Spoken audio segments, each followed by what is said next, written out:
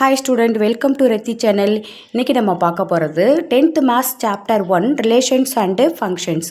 அதில் exercise 1.3ல 4th sum பார்க்க போகிறோம். இப்போ sum என்ன கொடுத்துருக்காங்கன்னா, a graph representing the function f of x is given in figure. It is clear that f of 9 is equal to 2னு கொடுத்துருக்காங்க. பாருங்கள், இங்கே கிராஃப் அவங்களே கொடுத்துருக்காங்க. அதில் என்ன சொல்லியிருக்காங்கன்னா, y is equal to f of xன்னு கொடுத்துருக்காங்க. ஓகேவா, அது ஒரு ஃபங்க்ஷன் கொடுத்துருக்காங்க. அப்போ இந்த f of xங்கிற இடத்துல 9ன்னு நம்ம அப்ளை பண்ணோம்னா 2 கிடைக்குன்னு அவங்க கொடுத்துருக்காங்க. இப்போ பாருங்கள், f of xங்கிற இடத்துல 9னா இதுதான் 9. ஸோ x ஆக்சிஸ் இது y ஆக்சிஸ். அப்போ இதுதான் 9. அப்போ இந்த 9லேருந்து நம்ம இந்த மேப் எங்கே டச் ஆகுதோ அங்கே நம்ம வந்து ஸ்ட்ரைட்டாக நம்ம இப்போ பார்த்தோம்னா இங்கே பாருங்கள், இதிலேருந்து இங்கே ஸ்ட்ரைட்டாக இங்கே வருது இல்லையா, இந்த இடத்துலேருந்து நேராக நம்ம ஒய் ஆக்சிஸ் பார்த்தோம்னா 2ல் வந்து முடியுது. அதனால தான் அவங்க F of 9 is equal to 2 அப்படின்னு கொடுத்துருக்காங்க. ஓகேவா, இதை பேஸாக வச்சுக்கிட்டு தான் அவங்க சம் கொடுத்துருக்காங்க. என்ன அப்படின்னா, find the following values of the function அப்படின்னு கொடுத்துருக்காங்க. அப்போ அந்த எஃப் ஆஃப் எக்ஸுங்கிற இடத்துல இந்த எஃப் ஆஃப் 9க்கு பதில் எஃப் ஆஃப் 0ன்னு கொடுத்துருக்காங்க ஃபஸ்ட்டு. இப்போ எஃப் ஆஃப் 0 அப்படின்னு சொன்னால் இங்கே பாருங்கள், இந்த 0 எஃப் ஆஃப் 0னா எக்ஸ் ஆக்சிஸில் 0 இருக்குது. இது வந்து என்ன கிடைக்கும் அப்படின்னு சொல்லியிருக்காங்க. அப்போ எஃப் ஆஃப் 0 அப்படின்னா அப்போ ஒய் என்ன கிடைக்கும்னா, இந்த பாருங்கள், இந்த ஒய் ஆக்சிஸில் பார்த்தீங்க அப்படின்னா இந்த கிராஃப் வந்து எங்கே டச் ஆகுது, இங்கே 9 இங்கே வந்து டச் ஆகுது. ஓகேவா, இந்த 0னா இப்படி ஸ்ட்ரைட்டாக தான் பார்க்குறோம், அதனால் 9ல் டச் ஆகுது. ஓகேவா, இப்போ நம்ம எஃப் ஆஃப் 0ங்கிறது எதில் டச் ஆகுது, ஸோ 9 தான் ஆன்சர். இதையே பேஸ் வச்சுக்கிட்டு தான் அடுத்த சம்மு போட போகிறோம். அடுத்தது பாருங்கள், எஃப் ஆஃப் 7 கொடுத்துருக்காங்க.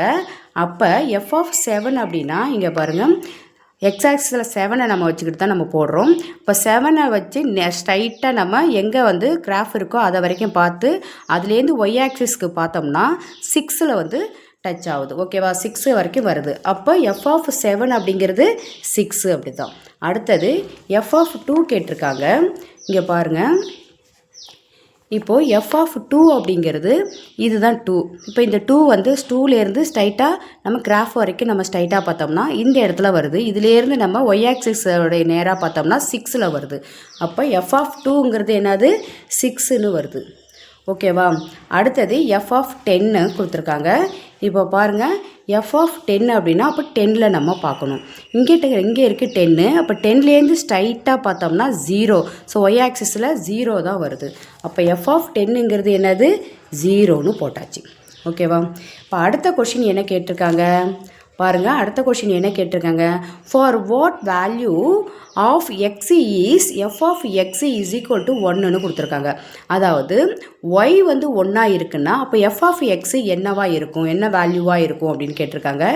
இப்போ மறுபடியும் நம்ம என்ன பண்ணுறோம், இந்த கிராஃப்ட்டுக்கு வர்றோம். அப்போ பார்த்தீங்கன்னா இங்கே ஒய் வந்து 1ஆ இருக்கும்பொழுதுனா இந்த இடம், ஸோ இது 1ஆ இருக்கும்போது கிராஃப்ட் எங்கே முடியுதுன்னு பாருங்கள். ஸோ இங்கே முடியுது. சரியா, அதாவது எங்கே முடியுது, இந்த இடத்துல முடியுது. அப்போ இந்த இடத்துலேருந்து ஸ்ட்ரைட்டாக நம்ம எக்ஸ் ஆக்சிஸ்க்கு ஸ்ட்ரைட் பண்ணோம் அப்படின்னா 9க்கும் 10க்கும் சென்டரில் வருது. அப்போ அதோட வேல்யூ என்ன வருது, 9.5ன்னு தான் வருது. ஓகேவா, அப்போ நம்ம என்ன எழுதுகிறோம், at x is equal to 9.5 தான் நம்ம போடுறோம். ஓகேவா, எதுக்கு அப்படின்னா f of x is equal to 1ஆ இருக்கும் பொழுது, அதாவது ஒய் வேல்யூ 1ஆ இருக்கும்போது எக்ஸு வந்து 9.5ன்னு வருது. ஓகேவா, அடுத்தது பாருங்கள். இப்போ பாருங்கள், அடுத்த கொஷின் என்ன கேட்டிருக்காங்க, describe the following. First one domain, second வந்து ரேஞ்சுன்னு கேட்டிருக்காங்க. இப்போ டொமைன் அப்படின்னா நம்ம எக்ஸ் ஆக்சிஸை சொல்லலாம், ஒய் ஆக்சிஸ் வந்து கோடொமைன் சொல்கிறோம். ஓகேவா, எதெல்லாம் வந்து மேப் ஆகுமோ எதெல்லாம் வந்து டச் ஆகுமோ அதெல்லாம் நம்ம என்னன்னு சொல்கிறோம், ரேஞ்சுன்னு சொல்கிறோம். இப்போ அவங்க வந்து டிஸ்கிரைப் பண்ண சொல்லியிருக்காங்க.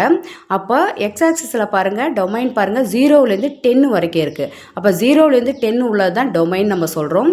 அதே மாதிரி ஒய் ஆக்சிஸில் பாருங்கள் 0லேருந்து 9 வரைக்கும் மேப் டச் ஆகிருக்கு. அப்போ அதை தான் வந்து நம்ம ரேஞ்சுன்னு சொல்கிறோம்.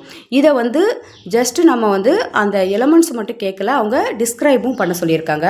வாங்க எப்படி போடுறதுன்னு பார்க்கலாம். ஓகேவா, இப்போ டொமைன் போட போகிறோம் நம்ம.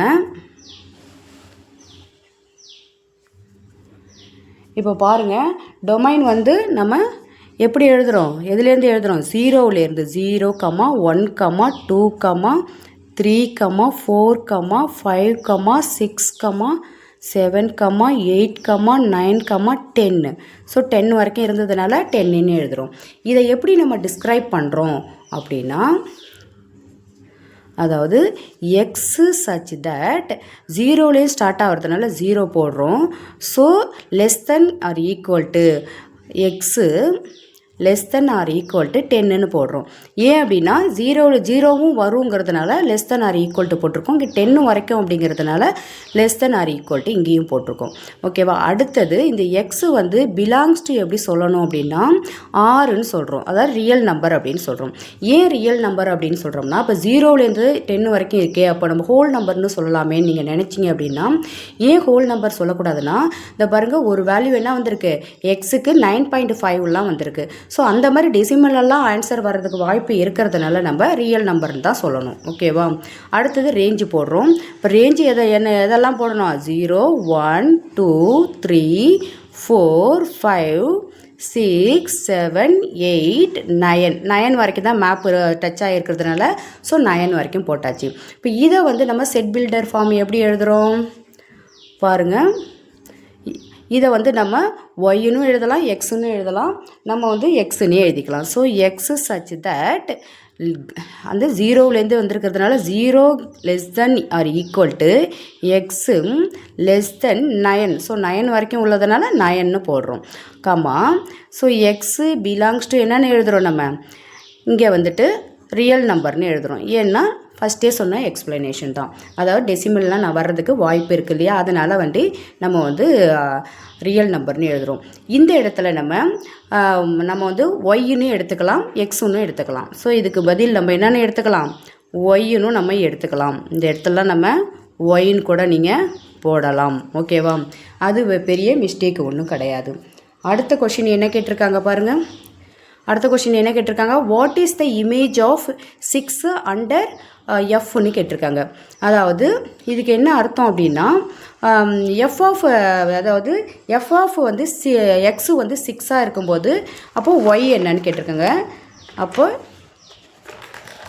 நம்ம மேப்பில் தான் பார்க்கணும். ஓகேவா? இப்போ நம்ம மேப்பில் பார்த்துடலாம்.